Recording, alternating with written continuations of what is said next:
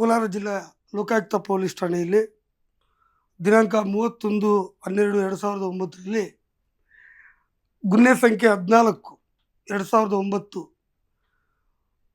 ಅವತ್ತಿನ ಮುಳಬಾಗಿಲು ತಾಲೂಕು ಕಂದಾಯ ಇಲಾಖೆಯ ಪ್ರಸ್ತುತ ಮಾಲೂರು ತಾಲೂಕು ಕಸಬಾ ಹೋಬಳಿ ವೃತ್ತದ ರಾಜಸ್ವ ನಿರೀಕ್ಷಕರಾಗಿರುವಂತಹ ಅರುಣ್ ಕುಮಾರ್ ಅನ್ನುವಂಥ ಒಬ್ಬ ರೆವಿನ್ಯೂ ಇನ್ಸ್ಪೆಕ್ಟರು, ಆಗ ಒಬ್ಬ ವೆಂಕಟೇಶ್ ಅನ್ನುವಂಥ ಒಬ್ಬ BMTC ಚಾಲಕನಿಗೆ ಅಪಾಯಿಂಟ್ ಆಗಿರ್ತದೆ. ಸೊ ಆ ಸಂಬಂಧ ಅವನು ಸಣ್ಣ ಹಿಡುವಳಿ ಪ್ರಮಾಣ ಪತ್ರವನ್ನು ಬಯಸಿ ಅವಳಿ ನೆಮ್ಮದಿ ಕೇಂದ್ರಕ್ಕೆ ಅರ್ಜಿ ಸಲ್ಲಿಸ್ತಾನೆ. ಅಳಗೊಂಡಳ್ಳಿ ಪಂಚಾಯಿತಿ ಗ್ರಾಮ ಲೆಕ್ಕಿಗರಾಗಿದ್ದಂಥ ಅವತ್ತಿನ ಅರುಣ್ ಕುಮಾರ್ ಅವರು 2,000 ರೂಪಾಯಿಗೆ ಬೇಡಿಕೆ ಇಡ್ತಾರೆ. ಸೊ 2,000 ರೂಪಾಯಿ ನಾನು ಕೊಡೋಕ್ಕಾಗೋದಿಲ್ಲ ಅಂದಾಗ, ತದನಂತರ 1,800 ರೂಪಾಯಿ ಆದರೂ ಕೊಡುವಂಥ ಒಂದು ಹಣಕ್ಕೆ ಬೇಡಿಕೆ ಇಟ್ಟಾಗ ಅದನ್ನು ಲೋಕಾಯುಕ್ತ ಪೊಲೀಸ್ ಠಾಣೆ ಕೋಲಾರ ಅವರ ಗಮನಕ್ಕೆ ತಂದಾಗ ಅವರೊಂದು ಮೈಕ್ರೋ ಇದು ಕೊಡ್ತಾರೆ, ರೆಕಾರ್ಡರ್. ಸೊ ಆ ರೆಕಾರ್ಡರ್ ಮೂಲಕ ಅವನು 30/12/2009 ಮುಳಬಾಗಲಲ್ಲಿ ಅವನನ್ನು ಭೇಟಿ ಮಾಡಿ ಅರುಣ್ ಕುಮಾರ್ ಅನ್ನೋನ್ನ ಸಂದರ್ಭದಲ್ಲಿ ಏನು ಕನ್ವರ್ಸೇಷನ್ ಆಗುತ್ತೆ, ಲಂಚಕ್ಕೇನು ಹಣವನ್ನು ಬೇಡಿಕೆ ಇಡ್ತಾನೆ, ಅದನ್ನು ರೆಕಾರ್ಡ್ ಮಾಡ್ಕೊಳ್ತಾನೆ. ಸರ್, ಕೋಲಾರ ಜನತೆಗೆ ಒಂದು ಒಳ್ಳೆ ಆಫರ್ ತಂದಿದ್ದೀವಿ ಸರ್. ಕೇವಲ 599 ರೂಪಾಯಿಗೆ ಒಂದು ಥಿಯೇಟ್ರು, ಒಂದು ಡೆಕೋರೇಷನ್, ಒಂದು ಟೆಡಿ, ಒಂದು ಫ್ಲವರ್ ಬೊಕ್ಕೆ ಇಷ್ಟು ಕೊಡ್ತೀವಿ ಸರ್. ನಮ್ಮಲ್ಲಿ bride to be, mom to be, wedding anniversary, birthday ಎಲ್ಲಾ ತರ ಹ್ಯಾಪಿ ಮೂಮೆಂಟ್ಸ್ ಸೆಲೆಬ್ರೇಟ್ ಮಾಡ್ಕೋಬಹುದು. ನಮ್ಮ ಅಡ್ರೆಸ್ ಬಂದು Kolar MG road near Axis Bank opposite building.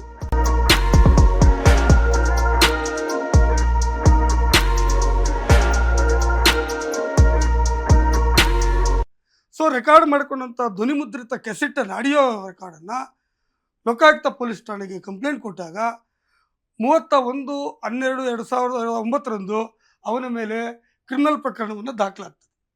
ತದನಂತರ 1/1/2010 ಅವನ್ನ ಮುಳಬಾಗಿಲಲ್ಲಿ ಮುತ್ತಾಲಪೇಟೆಯಲ್ಲಿ ಟ್ರ್ಯಾಪ್ ಮಾಡ್ತಾರೆ. ಲೋಕಾಯುಕ್ತ ಅವರು ಅವನ್ನ ಕೆಡ್ಡೆಗೆ ಕಡ್ಕೊಂತಾರೆ. ಸೊ ಅದಾದಮೇಲೆ ಜೈಲ್ಗೆ ಹೋಗ್ತಾನೆ. ಜೈಲ್ಗೆ ಹೋದ್ಮೇಲೆ ಅದು ಏನು ಟ್ರಯಲ್ ಕೋರ್ಟ್, ಕೋಲಾರದಲ್ಲಿ ಸೆಷನ್ ಕೋರ್ಟಲ್ಲಿ ಟ್ರಯಲ್ ಆಗ್ತದೆ. ಟ್ರಯಲ್ ಆದಂಥ ಸಂದರ್ಭದಲ್ಲಿ ಯಾರು ದೂರುದಾರ ಇದ್ದ ಅವನಿಗೆ ಬೆದರಿಕೆ ಒಡ್ಡಿ, ಅವನಿಗೆ ಮತ್ತೆ ಆಮಿಷ ಒಡ್ಡಿ ಸಾಕ್ಷ್ಯದಾರರಿಗೆ ಅವರೆಲ್ಲ ಹಾಸ್ಟೆಲ್ ಆಗ್ತಾರೆ. ಪ್ರತಿಕೂಲ ಸಾಕ್ಷಿಯನ್ನು ನುಡಿದ ಮೇಲೆ, ಸೊ ಇದನ್ನ ಬೆನಿಫಿಟ್ ಆಫ್ ಡೌಟ್ ಆಧಾರದ ಮೇಲೆ ಅವತ್ತಿನ ಜಿಲ್ಲಾ ಸತ್ರ ನ್ಯಾಯಾಧೀಶರು ಇವನ್ನ ಆರೋಪ ಮುಕ್ತ ಮಾಡಿ ಆದೇಶ ಮಾಡ್ತಾರೆ. ತದನಂತರ ಆದರೆ ಟೆಕ್ನಿಕಲ್ ಎವಿಡೆನ್ಸ್ ಹೆಂಗಿತ್ತು ಅಂದರೆ, ಏನು ಅವನು ಅವತ್ತು ಹಣ ತಗೊಂಡಿದ್ದು ಫಿನಪ್ತಾಯಿಲ್ ಅಲ್ಲಿ ಅವನು ಪ್ರೂವ್ ಆಗಿದೆ ಟೆಕ್ನಿಕಲಿ, ಮತ್ತು ಅವನ ಆಡಿಯೋ ಪ್ರೂವ್ ಆಗಿದೆ. ಸೊ ವಿಟ್ನೆಸ್ಸಲ್ಲಿ ಸುಮಾರು ಜನ ರೆವಿನ್ಯೂ ಇನ್ಸ್ಪೆಕ್ಟ್ರು, ಅವತ್ತಿನ ಮುನಿಂಗಟಪ್ಪ ಅವರೆಲ್ಲ ಕೂಡ ಅಲ್ಲಿ ಸಾಕ್ಷಿ ನುಡಿದಿದ್ದಾರೆ, ಇವನ ವಿರುದ್ಧ ನುಡಿದಿದ್ದಾರೆ. ಆದರೆ ದೂರುದಾರ ಯಾಕೆ ಪ್ರತಿಕೂಲ ಸಾಕ್ಷಿ ನುಡಿದಿದ್ದಕ್ಕಾಗಿ ಅದರ ಆಧಾರದ ಮೇಲೆ ಇವನನ್ನ ಮುಕ್ತ ಆಯಿತು.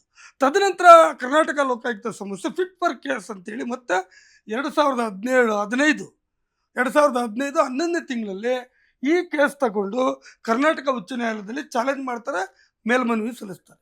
ಇದಕ್ಕೆ ಇವತ್ತಿನ ವಕೀಲರಿಂದ ಲೋಕಾಯುಕ್ತ ಸ್ಪೆಷಲ್ PP ಆಗಿರುವಂಥ ಹರ್ಬರ್ಟ್ ವೆಂಕಟೇಶ್ ಅವರೇ 2015ರಲ್ಲಿ ಈ ಪ್ರಕರಣವನ್ನು ಅಪೀಲ್ ಹೋಗ್ತಾರೆ. ಸೊ 2015ರಿಂದ ಇವತ್ತು 2026 ಸತತ 11 ವರ್ಷಗಳ ಕಾಲ ಈ ಪ್ರಕರಣವನ್ನು ಹೈಕೋರ್ಟಲ್ಲಿ ಮುಚ್ಚಾಕಿದ್ದಾರೆ. ಈ ಪ್ರಕರಣ ಪಟ್ಟಿ ತಗೊಳ್ಳಿಲ್ಲ, ವಿಚಾರಣಾ ಪಟ್ಟಿಗೆ ತಗೊಳ್ಳಿಲ್ಲ, ಬೆಂಚಿಗೆ ಬರಲಿಲ್ಲ. ಜೊತೆಗೆ ಲೋಕಾಯುಕ್ತ ಸ್ಪೆಷಲ್ PP ಆಗಿದ್ದಂಥ ಹರ್ಬರ್ಟ್ ವೆಂಕಟೇಶು ಮೆಮೊ ಹಾಕಲಿಲ್ಲ ಕೋರ್ಟ್ ಮುಂದೆ ಈ ಬೆಂಚ್ ಬರೋದಕ್ಕೆ. ಸೊ ಇದರ ಹಿಂದೆ ಯಾವ ಶಕ್ತಿ ಇದೆ ಅಂತ ನಿಮ್ಗೆ ಅರ್ಥ ಆಗುತ್ತೆ. ಇದನ್ನು ಏನು ಇವತ್ತು 11 ವರ್ಷದಿಂದ ಈ ಪ್ರಕರಣವನ್ನು ಹೈಕೋರ್ಟಲ್ಲಿ ಮುಚ್ಚಾಕಿದ್ದಾರೆ, ಈ ಮುಚ್ಚಾಕೋದಕ್ಕೆ ನೇರವಾದಂಥ ಹಸ್ತ ಯಾರ್ದು ಅಂತ ಗೊತ್ತಾಗುತ್ತೆ.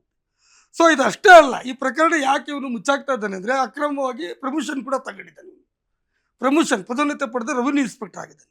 ಈಗ ಒಟ್ಟಾರೆ ನಾವೇನು ಹೇಳ್ತಾ ಇದ್ದೀವಿ ಅಂತಂದರೆ, ಇವತ್ತು ಉಳ್ಳವರಿಗೆ ಒಂದು ಕಾನೂನು, ಉಳ್ಳವರಿಗೆ ಒಂದು ಕಾನೂನು, ಬಡವನಿಗೊಂದು ಕಾನೂನು ಅಂತ ಜನ ಸಾರ್ವಜನಿಕವಾಗಿ ಮಾತಾಡ್ತಾರೆ.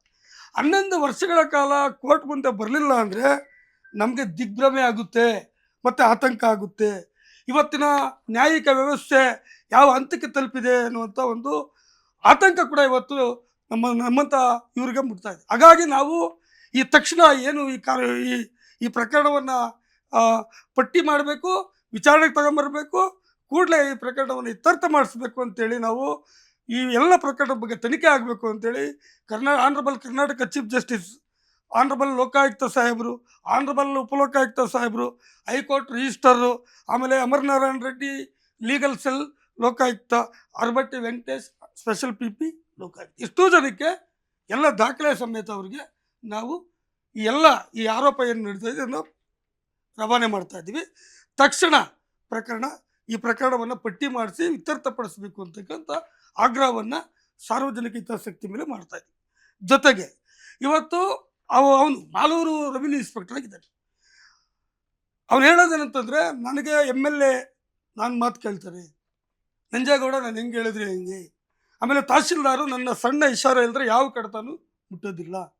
ಇವತ್ತು ಇಲ್ಲಿ ತಾಲೂಕು ಕಚೇರಿಯಲ್ಲಿ ಮಾಲೂರಲ್ಲಿ ಅವನು ಒಂದು ದೊಡ್ಡ ದಂಧೆ ಮಾಡಿಕೊಂಡಿದ್ದಾನೆ. ಅಲ್ಲಿ ದಾಖಲಾತಿಗಳನ್ನು ದಾಖಲಾತಿಗಳನ್ನು ತಯಾರು ಮಾಡುವಂಥ ತಂಡನ ಇವನು ನೇತೃತ್ವ ವಹಿಸಿಕೊಂಡು ರಾತ್ರೋರಾತ್ರಿ ಆ ದಾಖಲೆಗಳನ್ನು ಕಳಿಸೋದು ರೆಕಾರ್ಡ್ ಸೆಕ್ಷನ್ಗೆ. ನಮ್ಮ ಸ್ನೇಹಿತರೊಬ್ಬರು ಕೇಳಿದ್ದಾರೆ, ಮೊನ್ನೆ ಕಳೆದ 7 ದಿನದ್ದು ರೆಕಾರ್ಡ್ ಸೆಕ್ಷನ್ ಇದ್ರದ್ದು CC ಕ್ಯಾಮ್ರಾ ಕೊಡಿದ್ರೆ ಕೊಡಲಿಲ್ಲ. ಯಾಕೆ ಅಂದರೆ ಇವತ್ತು ಅಲ್ಲಿ ರೆಕಾರ್ಡ್ ಮಾಡುವಂಥ ರೆಕಾರ್ಡ್ಗಳನ್ನು ಸೃಷ್ಟಿ ಮಾಡೋದು, ರೆಕಾರ್ಡ್ಗಳನ್ನು ಬರೆಸೋದು, ತಗೊಂಡೋಗಿ ಅಲ್ಲಿ ರೆಕಾರ್ಡ್ ಸೆಕ್ಷನ್ ಇಡೋದಕ್ಕೆ ಒಂದು ತಂಡ ಇದೆ. ಅದರ ನೇತೃತ್ವವನ್ನು ಅರುಣ್ ಕುಮಾರ್ ವಹಿಸ್ಕೊಂಡಿದ್ದಾನೆ. ಸೊ ಜಿಲ್ಲಾಧಿಕಾರಿಗಳು ತಕ್ಷಣ ಇವನನ್ನು ಆ ಕಸಬಾ ಹೋಬಳಿ ಇವತ್ತು ಅವನು ರೆವಿನ್ಯೂ ಇನ್ಸ್ಪೆಕ್ಟರ್ ಇದ್ದಾನೆ, ಈ ಎಲ್ಲ ಅಕ್ರಮಗಳು ಮತ್ತು ತಹಶೀಲ್ದಾರ್ ಜೊತೆ ಸೇರಿಕೊಂಡು ಇವರು ದೊಡ್ಡ ದಂಧೆ ನಡೆಸಿದ್ದಾರೆ. ಆ ದಂಧೆ ಎಲ್ಲ ದಾಖಲಾತಿಗಳನ್ನು ಪ್ರಕರಣ ಎಲ್ಲ ಬಹಳ ಶೀಘ್ರದಲ್ಲೇ ಬಿಡುಗಡೆ ಮಾಡ್ತೀವಿ.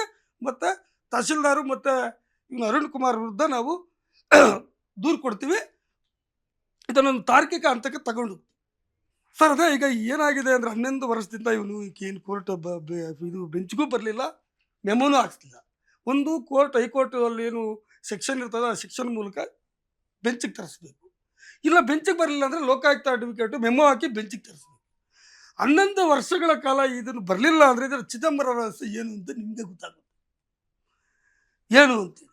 ಇದನ್ನ ಎಲ್ಲ ಬುಕ್ ಮಾಡಿ ಈ ಇಡೀ ಕಡತವನ್ನು ನಾಪತ್ತೆ ಮಾಡಿಸಿದ್ದಾರೆ. ನಾವಿದನ್ನೆಲ್ಲ ತಿಳ್ಕೊಂಡು ಇತ್ತೀಚೆಗೆ ಒಂದು 6-7 ತಿಂಗಳಿಂದ ಇದನ್ನೆಲ್ಲ ಪತ್ತೆ ಮಾಡಿ ಇದನ್ನು ಮತ್ತೆ ನಾವು ಕೋರ್ಟ್ ಗಮನಕ್ಕೆ ತಂದಿದ್ದೀವಿ. ಸೊ ಹಿಂಗಾಗಿ ಎಲ್ಲ ಕಡತ ನಾವು ತಗೊಂಡಿದ್ದೀವಿ. ನಾವೀಗ ಇದ್ರ ಸಮೇತ ನಾವು ಪತ್ರವನ್ನು ಎಲ್ರಿಗೂ ಬರಿತಾ ಇದ್ದೀವಿ. ಮುಂದಿನ ಹೋರಾಟ ಶೀಘ್ರದಲ್ಲೇ ಇದನ್ನು ಬೆಂಚಿಗೆ ತರಬೇಕು, ಬೆಂಚಿಗೆ ತಂದು ಇದನ್ನು ಇತ್ಯರ್ಥಪಡಿಸ್ಬೇಕು. ಆಮೇಲೆ ಇದರಲ್ಲಿ ಮೆಟೀರಿಯಲ್ ಇದೆ. ಮೆಟೀರಿಯಲ್ ಏನು ಅಂತಂದರೆ, ಒಂದು ಅವನು ವಾಯ್ಸ್ ರೆಕಾರ್ಡಿಂಗ್ ಪ್ರೂವ್ ಆಗಿದೆ, ಆಮೇಲೆ ಅವನು ಅವತ್ತು ದುಡ್ಡು ತಗೊಂಡು ಅವತ್ತು ಟ್ರ್ಯಾಪ್ ಆಗಿರೋದಕ್ಕೆ ದಾಖಲೆ ಇದೆ, ಆಮೇಲೆ ಪಂಚರ್ ವಿಟ್ನೆಸ್ ಇದ್ದರು, ಅವರು ಕೂಡ ಸಾಕ್ಷಿ ನುಡಿದಿದ್ದಾರೆ. ಸೊ ಎಲ್ಲ ಪ್ರಕರಣ ಅವನಿಗೆ ಕನ್ವಿಕ್ಷನ್ ಆಗುತ್ತೆ. 7 ವರ್ಷ ಇವನು ಜೈಲಿಗೆ ಹೋಗ್ತಾನೆ, ಡಿಸ್ಮಿಸ್ ಆಗ್ತಾನೆ.